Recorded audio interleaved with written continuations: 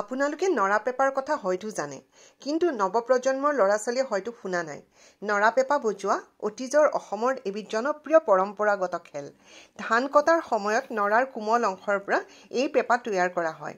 মই কাৰ্বি আংলঙৰ পথাৰত ধান কাটোতে এই খেলৰ সোৱাদ লৈছিলোঁ। কোনে আৱিষ্কাৰ কৰিছিল নাজানো, কিন্তু যোনে সৃষ্টি কৰিছিল, কিমান সৃষ্টিশীল মনৰ মানুহ আছিল তেওঁ চাগে। এইটো এইখিনি কাটি ল'ব হা। ঠিক আছে কাটিলো মাজত এটা হোল আছে নেকি? মাজত হোল আছে আৰু এই হোলটো বন্ধ হলে শব্দ নহয়।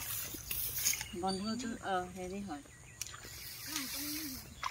এইটো এইটো কৰিব লাগিব। যিকোনো বন দি পেলাই যিকোনো কিবা এটা দি দিলে হয়। মানে হোলটো বন্ধ কৰি দিব লাগে, হৰটো খুলিব লাগে। খুলি দিব লাগে। ইয়াতে বন্ধ আছে, তাৰপিছত এইখিনি অলপ এনেকে হাতেদি চেপা মাৰি ধৰিব লাগে। তাৰপিছত এইখিনি অলপ হেৰি বজাবৰ কাৰণে আৰু এইখিনি দি বজাব। এই বতাহটো এফালে দি আহিব, বজোৱা এতিয়া আকৌ বজোৱা। শব্দ হয় এইটো বা শব্দ হ'ব নে নাই চলামতি এইটো টাইম পাছ বেকগ্ৰাউণ্ড মিউজিক দে এতিয়া টানিম।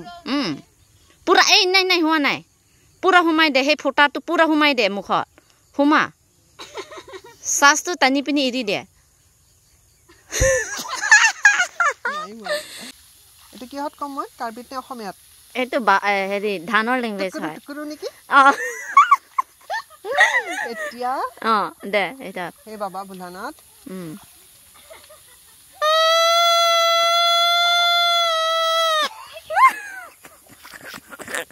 পাৰিছো না?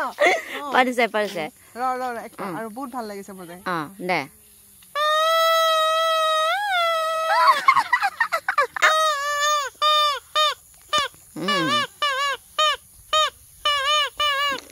হৈছে।